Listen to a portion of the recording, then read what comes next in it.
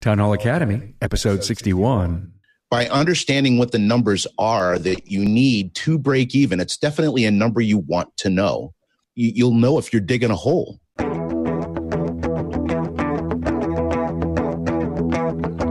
Welcome, automotive aftermarketers, to a Remarkable Results Radio Town Hall Academy. Listen to learn just one thing from today's episode on your journey to remarkable results.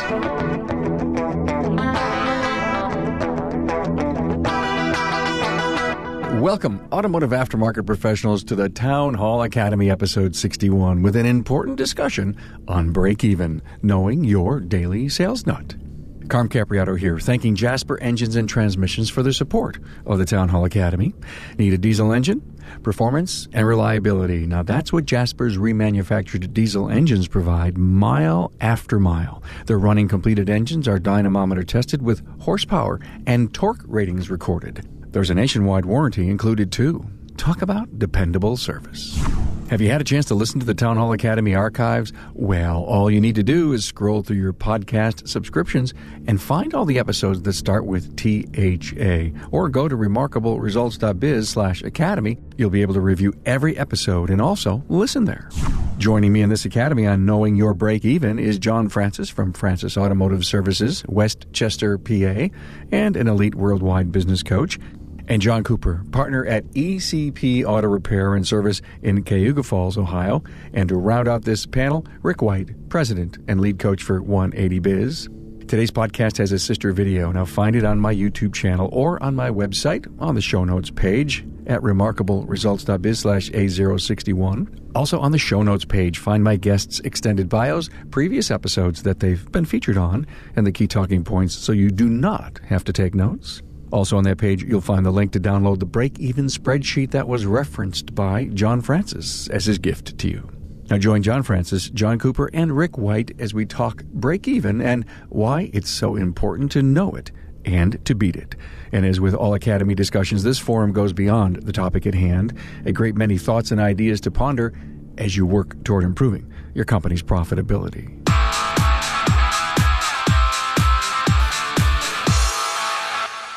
I want to talk about why we need to know it, the reasons behind break-even, what the components of break-even, and, of course, how to do it. And John Francis shared a great little break-even sheet. And, John, I do want to put that up on the screen a little later as we go through the components of it. So let's go around the room, and I think it's important from each of your perspectives. John, a successful businessman, both Johns, and Rick as a business coach and former shop owner. Why is break-even important? John Francis, I'll go to you first. Why isn't it important? It's very important. If you don't know your break-even, how do you know what it costs to open the place up in the morning? And I'm surprised how many people that still don't know what that number is or how to do it, and the components that go into it and how easily it can be changed by a little hard work. Yeah, when we show that, when we talk about the components and the what part of break even, I think the bulb is going to go off for an awful lot of people. And I wish we had a chance to raise hands and say how many out there that are doing a break even analysis. Back in the day, my dad always taught me, son, when you put the key in the door, you know what your challenge is, just to break even. Not to make any money, but just to break even. Can we rally the troops to do more than that number? And what are we doing each and every day to grow our sales so that it eclipses that break-even point? John Cooper, you've been doing break-even. What value do you see in it? The value I see in it is when I do the break-evens for the month, I need to know what I need to make on a day-to-day base. So I know what my expense is, my fixed expense is. I have a goal for a daily goal that I set of how much sales we need to have for that day. But I try to raise the bar a little bit so I'd have a little bit of extra money to prepare myself for next month. Let me ask you a question, John Cooper. Does your team know and value and appreciate that number every day? And if they do, are you guys going to a certain section of your computer and finding out where you stand? We have weekly meetings on them, and so yes, I do know it. They know the break-even number for the month. They need to know, or they do know, how much we need to make that day, what the sales need to be, and I keep the whole team involved in how much money the place needs on a day-to-day basis to survive with that 1 month. Tell me about a tiny little small celebration that may happen by 11 o'clock when you hit break even. I mean, does something like that ever happen? Not so much as celebrations, but we do award the guys for anything above the break-even number. So they know if we, hit the break-even, or if we go over it, it's either like a pizza party, or we'll buy them a tool for, something they need, or, we award them for helping us get to break-even number plus going over our goal. Got it. And is that the break even for the month, or are you doing this on a daily basis? This is on a week. That's on a weekly basis. The weekly break even. So there's some rewards for hitting that number. So you're doing a compounding effect each and every day to continue to see. That's great. And when we show the break even form and we get into the components of it, I think everyone's going to realize that everyone has a chance to actually affect that number in there. Oh, yeah. And thanks for that, John. Good stuff. Rick. So why is break-even so important? Because most of us that come into this industry are technicians, and we're activity-driven. And we think fixing cars is going, we fix more cars, we'll be more profitable. And it actually diminishes. The more cars you try to squeeze into a day, your numbers actually drop. By understanding what the numbers are that you need to break even, it's definitely a number you want to know. So that you'll know if you're digging a hole. Bingo. That's it. Right? Because the first rule in hole digging is, when you realize you're digging the hole, is stop. Knowing when to stop. Yeah, absolutely. Exactly. Yeah, knowing when to stop. And I guess the component, the biggest thing is, let's do break even. This is great. This academy is going to help us. We're going to see the components of it and how it works. And we got to get to break even because we're not making any money. Really, John Francis, that's just barely making it. And if you don't do break even, you can almost guarantee a loss for the day, right? Well, that's true. And I think, just to add to what John Cooper, because John does the numbers at his company, and Nate is his partner, and he handles the service desk. So they award guys when they hit over their sales goal for the week. Break even, they go by, but they're hitting the big sales goals numbers, right, John? Yes. Yeah. Let me go back to John Cooper. Sales goals are designed to be a profitable goal, right? The answer is yes. Got it. So you got a sales goal now. John Francis, you are John Cooper's coach. Am I right? That's correct. Mm-hmm. My first client. My first coach. Over 4 years and counting, Yes. Great. Glad to hear it. So you set up a sales goal. Was it something you worked on together in order to, was it a net profit goal that you created the sales goal against? What I want to say is John actually showed me the true light of the break-even number, the true light of the profits, because before we met John there, we was working actually 6 days a week, 12-hour days. And it was like the digging the hole part. That's what we were doing. But see, then John explained to me what we need to do, what we need to start calculating and watching on a day-to-day base, or actually a week-to-week base. And I can't remember what the question was. But anyways, John is the one that showed me setting the sales goals. The importance of it, right? Can I get on my soapbox for a minute? What John Cooper just said was so powerful. I've learned in the 300 plus episodes that I've done that the most successful shop owners have had a business coach. And just like John Cooper said, man, we were working 6/12s, and we were. It was a hurricane, a tornado inside the business, right? And you got yourself a business coach. I have heard those stories over and over again, and we've done academies on this. It's just great to hear an unsolicited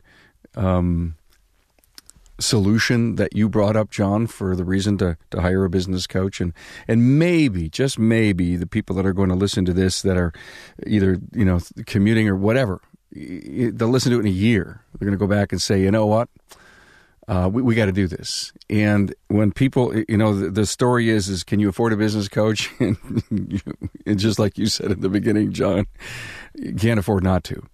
Guys, we need to talk about the components and how we actually create and make up break even. John, I want to bring up that beautiful chart that you sent us. I'm going to share a screen that I have up. And if you all can see it, tell me that you can see it. John Francis, please walk us through this.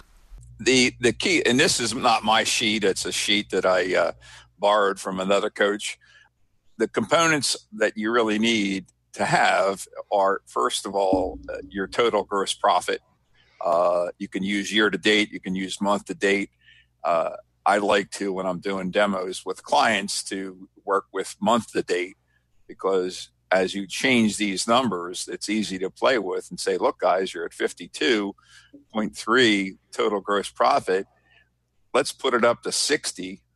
Carm, you want to change that to 60? No, I don't. I actually don't have the Excel. This is just a picture. Okay.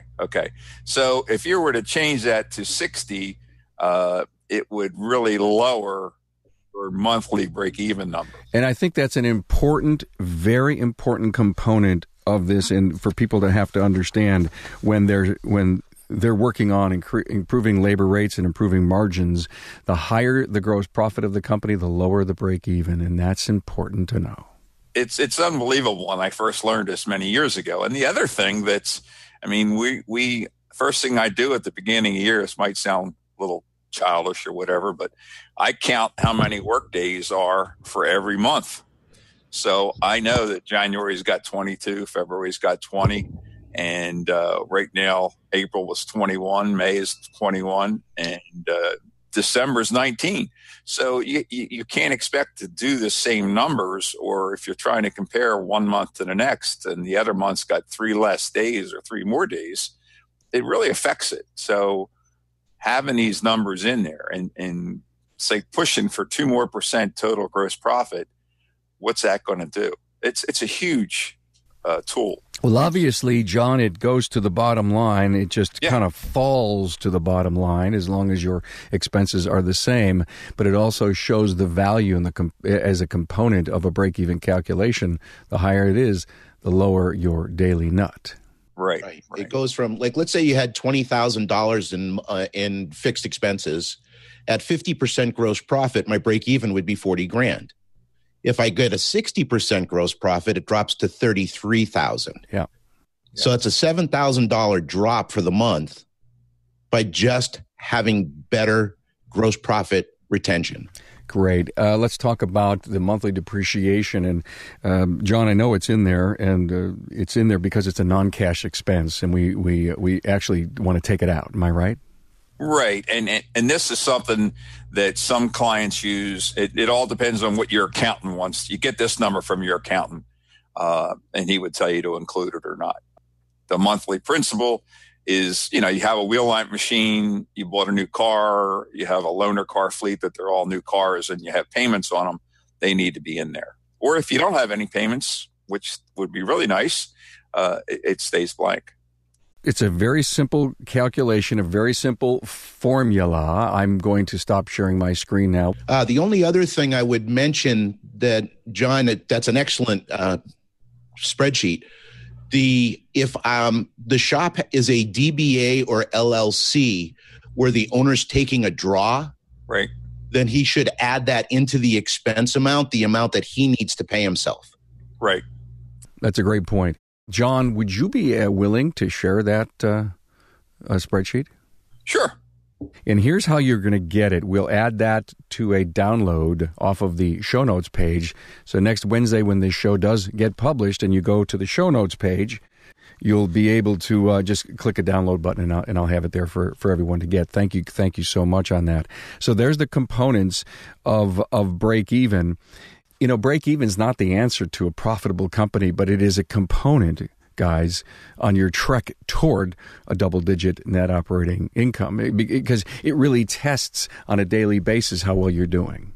Carm, can I say something about the fixed expenses? Yes. John will verify this because we go over. He's really, really great at sending me the fixed expenses every month along with the end of the month totals. So he's on top of things. And then we look them over. And if something's on that sheet that's not supposed to be on there, like the wife's car got painted and I see an invoice for a body shop, it doesn't belong on fixed expenses. Your fixed expenses are what it cost you to turn the key in the morning, open the door, turn the lights on, pay the rent, pay the heat, those kind of things. They're not the ones, they're the ones above the line, not below the line.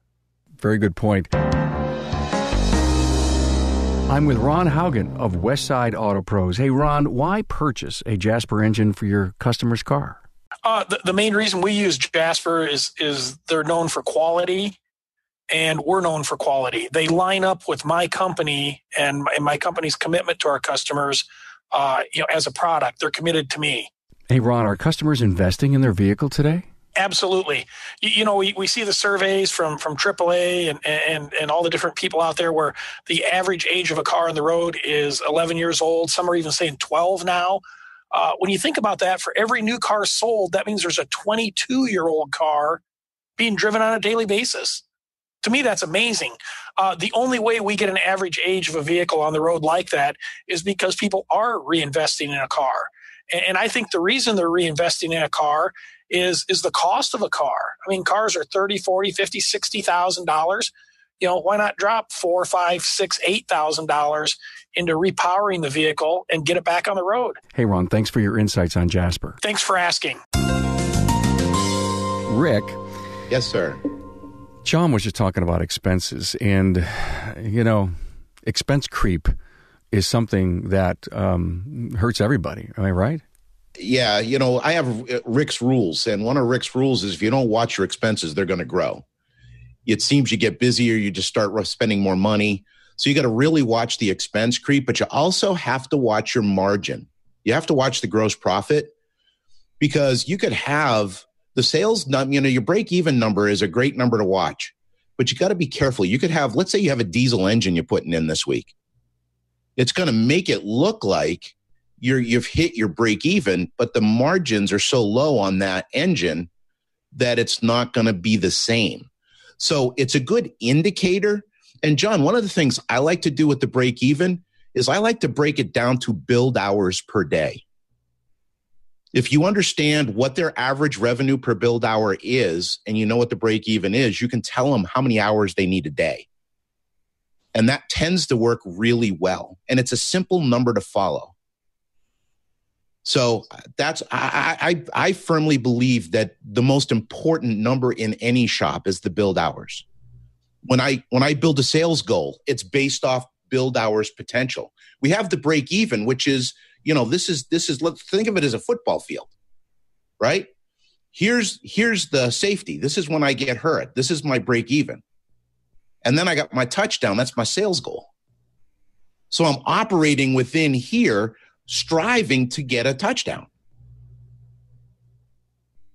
But I want to keep it as simple as I possibly can when I'm sharing it with my people. Now, the build hours tends to help a little bit with the ups and downs of the different kinds of work you do. It's not an exact science, just like break even isn't, but it's something to think about. Good stuff. Sales goals. Here we are talking about break even. That's what the show is all about. I think we've actually nailed it. Frankly, we could probably end right now, but I want to go into sales goals. Can anyone here share with me any strategy behind setting that sales goal that will actually produce the kind of net operating profit we're looking for? Absolutely. Look at your people. Look at your facility right now and look what the potential of build hours is. Let's say I have 3 A-techs. Now, John, I don't know about you, but an A-tech, 10 to 12 a day with the front counter running right and communication the way it should be, I think is very doable. So if I look at it that way there, then my potential is 30 hours to 36 hours a day in labor build hours. That's how I set my sales goal. Because what happens too many times when we set goals is we let restraint or constraints set the goal for us. In other words, I've got a tech that can't bill more than 5 hours a day. Well, that's an issue. You've got to either up the tech or out the tech, right? Get him so that he's growing or he's going. If you don't have car count, that's great. Let's talk about getting more car count. If we're not getting the hours per repair order, great. Let's sit down and talk about what we need to do to get the hours per repair order. But ultimately, you want to look at your potential labor inventory. That's what you set your goal to, is to your potential. Don't let, I don't have enough cars. Doesn't make a difference how many cars you have. What do you have for potential in the building? Then what do we need to do to grow to that potential? Because it creates a guide, a roadmap for us. John and John's sales goals, how do you guys look at them to calculate that? I look at them in a little different way, but I look at the shop's past history, how many people are in the shop, what we plan on growing for next year. And I have a couple guys that are bumping up against, in order for us to do the goals we want to do in 2018, we're going to need more people. So we plan the goal first, and then we realize, okay, we're going to need another service rater and another tech. And I have one diesel shop, and I've done the math with him as far as how many hours that diesel shop can do with one tech, and the parts in a diesel shop is a different role, a different business model, but that could be $350,000 in sales with one guy. So you have to have the people in order to do the goals. You can't just set the goals. You have to figure out what equipment, what kind of, do you need more space? Do you need more people to do those goals? That's what we do at the end of the year. Usually in November, we started planning we try to plan 3 years ahead. Interesting to talk about, say, the 2018, 2019, whatever goals you're going to set for sales goals, 3, 4, 5, 6%. Again, it's all conditional based on the business, based on the people, based on, history. John Cooper, did you say earlier that it's you and John who actually work on that sales goal together? How involved were you in setting your sales goal this year? Very involved with it. I believe we had 3 or 4 meetings. We probably spent a month on it, setting goals for this year. And so far, we're right on track with it. Something I want to say to Rick, I agree with what you're saying, but if you don't have the 3A techs out there to back you up, then it's hard to make your sales at that point. If you have a B class tech that's only bringing you in 7 hours a day and you're paying them 8, you got to figure out other ways as well, because this is a big problem we're having within the industry itself. Is getting good techs in the building, period. If your tech isn't living up to the 10, 12 hours a day, there's other ways to go about that to get your sales numbers. There's right. There's other options out there besides throwing everything on to build hours. Right. Well, to build hours, you're going to look at what your potential is. I use 3A techs as an example, but you might have an A tech, a B tech, and a C tech. That's still your potential. Correct. Right. So now it's 20 hours a day instead of 30 or 36. So it depends upon what you have in the building. But the other thing is, I think that, like, my goal when I hired a tech, if he was a B tech, my goal was to make him an A tech. So I worked very aggressively. And when I hired my guys, I made it very clear, I'm not hiring you for what you can do today. I'm hiring you for who I believe you can become tomorrow. And I think that's important to set that standard at the beginning for growth. That's what you're doing with John as an owner. That's what we need from our people. We need to see them grow. And we've got to have that culture. The thing is, I see so many shops that are so underperforming, and Carm, you said 4, 5, or 6% growth rate. John, I don't know about you, but a lot of times when I start working with a shop, they're capable of sometimes 30, 40, 50% growth rates very quickly. You know, Michelangelo said something very wise. He said the danger in setting goals is not setting them too high and missing them. It's setting them too low and hitting them. And I think that's really powerful. We need stretch goals. I've been doing a lot of reading on goals. There's the more aggressive a goal is, the more power it gives us to drive us forward. The other thing you asked, you know, was it his goal?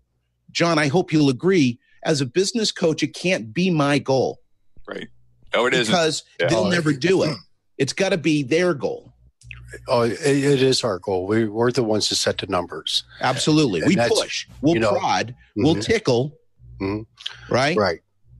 On goals, Rick, our philosophy is if you're hitting goals at least 60% at a time, we've got it. Too low. Well, if you're 80%, you're too low. 60%, people have to hit goals. They have to be able to hit goals on, you know, as 60% is a good number. If they get too low, they give up. Right. You know, and if they hit the goals too often, it's too low. But I want to say one other thing, Carm, about expenses and expense creep before I forget it. I recommend that we do break evens 2 to 3 times a year, because at the rate, Mitch Snyder said this many, many, many years ago, and I'll never forget it. Our expenses in this industry tend to go up way quicker than we could even get a hold of them and realize that we need to make adjustments on labor rate. And our labor rates are kind of we don't even talk about them too much. The big number we focus on is the effective labor rate. What you're actually getting for that dollar. Your door rate could be $100 an hour and you're getting $112 effective labor rate. You're doing a good job. If your door rate's $100 an hour and you're getting $65 an hour, that's a problem. Right. But that's 2 statements. But you need to watch your expenses, watch if the oil's going up, just don't enter the inventory, watch the prices, because before you know it, your break-even number is higher and you don't realize it. Right. And that's the same thing with your gross profit. Right. You know, your gross profit, like with the oil, your oil costs go up, you don't change the pricing, your margin drops, and now your break even goes up. Yeah, those incremental, tiny little drops, Rick, you know, well, okay, my oil's a dime more a quart or, you know, so much more a gallon, and you don't make an adjustment to your sale. Although those little tiny, you know, we can call it creep, we can call it cost of goods creep, we can call it gross margin creep, loss of creep, and expense creep. Great points. This really all has to do with break even. I appreciate that. Let's go back to some components of the sales goal. And you're right about a double-digit great stretch goal. But is average repair order a component of a big sales number? Oh, of course, average RO is important. One of the things I look at is how many ROs are they working on and what's their average RO? And I can almost tell with looking at the documents that we use on a weekly basis. We go over these numbers intensely every week, right, John? Yes, we do. And I can tell if we're not doing vehicle inspections because our RO count's up and our average RO is down. So we got to get the proper speed in the shop so we can do inspections 100% at a time and inform the customers on what they need. If you got a high RO count, you're going to have a low average RO. If you've got a low RO count, chances are the average RO is going to be a lot higher. You want to work on less cars and make more on each car. I agree. Let's go back to expense creep. You're so right, and Mitch was so right about that. What are areas, guys, as a team, that we can help our listener understand components of expense creep that we really need to pay attention to? Advertising, discounts. Sometimes our sales go up, but we're giving away the store to do it, right? Fuel costs. Energy costs. Yeah. You may have a new, you may lease. You may have a lease increase, and you don't do anything about it. I mean, again, it goes back to setting labor rate. I mean, you've got to be insurance. able to. Yeah, I was going to say our health insurance is a creeper there. They seem to know every year that it's time for an increase. Isn't it something? Yeah, and you can guarantee that going up. The ones that they don't tell you about are the guys picking up the waste oil filters, the guys picking up the waste tires, the people that you don't pay that much attention to, like the guy dropping oil off. You don't look at that invoice until it comes in the mail, which might be a week after he dropped the oil off. But you need to look at that invoice to see if that oil went up. And if it only went up a couple cents, if you don't raise the price, before you know it, you're going to be losing a dime a gallon. Yeah, and the other thing is part shrinkage. If you're buying parts, but they're not getting on the cars and they're not going back, that's something. Yeah. And the other thing is your supplies, making sure that you're calculating for your supplies and knowing that you are profitable with your supplies. It amazes me how many people aren't. I saw something recently that guys are going away from the line item for shop supplies on the ticket and just adding a certain percent to their labor rate, which is okay. Yeah. What do you guys hear? John, what's going on in your end of the world? It's a 7% shop supply on every invoice. On the invoice. On the invoice itself, correct. And you're right. You got to watch the price of supplies, the price of oils. There's different things, but and I'm really worried about, certain things. Like our health insurance is going up next month. They already told me, so I got to get ready for that. Anytime I order oil, I find out what the price is at then. What am I paying? So then I could make my adjustments as I go, because the creeps will it'd kill you in time if you don't watch I watch my numbers every single day. I do my break-even point every single month. I prepare myself for what's coming next month, for how many days I got, and I watch my expenses go with it. So I kind of run everything hand in hand. But as far as shop supply, it's spelled out as shop supply. Yeah, I want to get into that a little bit, both for John and Rick.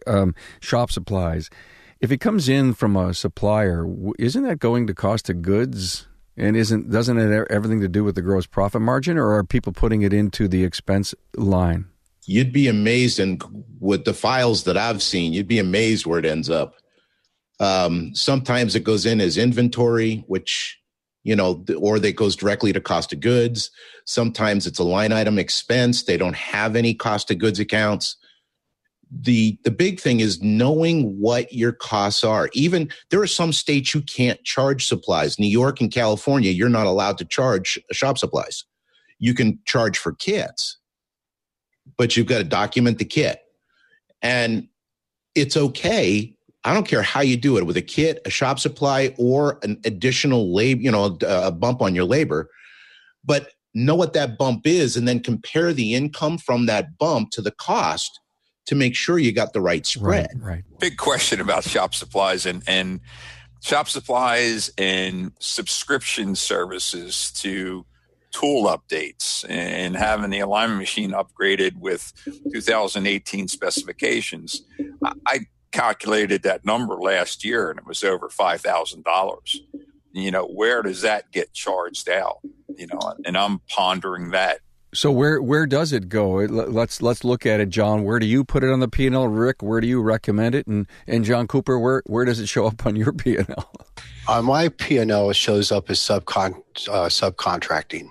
But John and I talked about it, and we're going to make the switch on that, and it's going to go in subscriptions and fees. Okay, down on the expense side. Okay. Yeah. Right. We need a way to get that back from the customers. Right. So you raise how many alignments a year do you do? Divide it by that, and you got to raise your alignment. I'm in the process of doing that with check engine light codes on the software, because I can tell how many check engine lights I did during the year, and that's where the majority of the cost is. The wheel alignment's like $450 a year. But talk about the shop, the gloves the guys wear. We're required to provide gloves for these techs, and who pays for those? Who pays for the earplugs? Who pays for the eye protection? All those things are all part of expenses that aren't on invoices. And you can't just let everything fall into one pile unless you know for sure that you're on the right side of that pile of money. You know what I mean? If as long as you collect enough to offset that price, that's fine. And no matter how you get it, doesn't make a lot of difference to me, as long as it's legal. I love the discussion. We started out talking break even. This is all very extremely relevant topics and subjects, and it prompts me to ask a question. John Cooper, you're the numbers guy in the business, right? Yes, I am. All right. So every time an expense bill comes in and you slice it open with a letter opener, or you get the email, that e-invoice, you spend time really scrutinizing it? Yes, I do. Mm-hmm. Yes, I do. I even the phone bill, I will go down it and I will itemize it and I will justify it. If I can't justify it, then I'm on the phone with them, finding out what's going on with it. That's just the way I am. And everyone should be built like that. Well, and another thing, if I ordered oil and they tell me on the phone, I'll be paying $1.50 a quart, and I get my invoice and I do the math on it, I found out I paid $1.75. I'm on the phone. I want my adjustment. Exactly. So yeah, scrutinizing expenses is so critical, and that gets into the Rick working on your business, not in it. So many times we just throw all the envelopes in a pile, and it's bill paying day, and we slice them open, and we just write checks, or we do our online banking, and we're just so busy, and it goes on and on and on, and those are little tiny incremental leadership management tactics that have to happen. And thank you for sharing that. Any other great stories about expense control, John? No, that's about it. How about you, John Francis? It's just so important, and I kind of make sure that my guys know what they are and where they are, and at all times. A long time, I used to ask my accountant if I had the same accountant for. We're starting our 40th year next year, and he used to, do some stuff on the calculator, and he says, "Well, it's this." I says, "Well, how'd you do that?" "Well, I just do this." Never had a formula, but now with the spreadsheet. I've had that for a while, and we use it all the time. That gives you the power to make adjustments, and it gives you the power to raise your total gross profit, whether it's labor gross profit or parts gross profit, but the total gross profit is what we're after. And you realize you're in the present of what's going on, not historical data. Rick, any great wise words on expense control that you could share? Just watch it. You got to be so careful. It's very easy to get into an activity mindset where it's pay to bills, pay to bills, pay to bills. That's not really what it's about. It's about making sure you're paying what you bought, for what you bought. It's making sure that you didn't get charged twice for something. It's being an owner and having that fiduciary responsibility to your business to make sure we're dealing with human beings, and people make mistakes. We've got to be able to catch them. Credits that don't come through, and different things like that. Or it's just so important to just not get into this funnel mindset, where you got the blinders on and it's pay. And then all of a sudden you're pissed because 4 months later you find out, well, this guy did this and, it was an honest mistake. He's screwing me. And it's not that way. You bring up such a great point. Alleged defective credits, core credits, all of that, new returns. It's big today to follow through on all of that, and that's not an expense piece as much, but making sure that you're not going to be cash poor because you're not following through on all of that. Great point. Connor, if I give you one quick story, just an example. Let's say I went to my regular supplier and I needed an axle. I remember this happening. It was 2 axles I needed. They didn't have them, so they went and picked them up for me. Now, because they went and picked them up, they tacked on a little bit to it. I think it was $20 more or whatever it is. That's fine. But what happened was they were the wrong ones.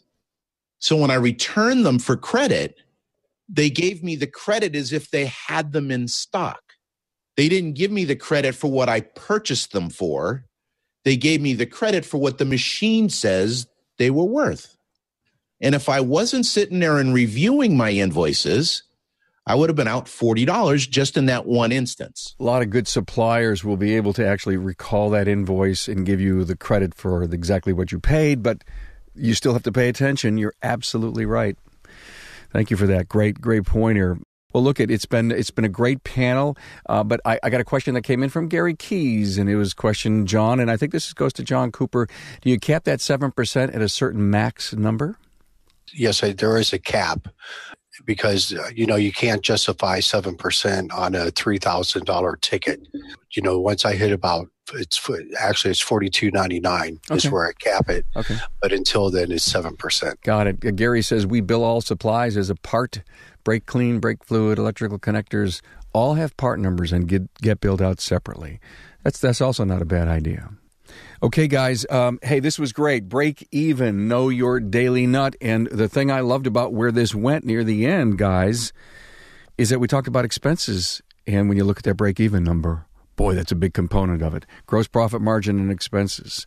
And so thank you all so much for being here and sharing your wisdom on a great town hall. Know your break even, your daily nut.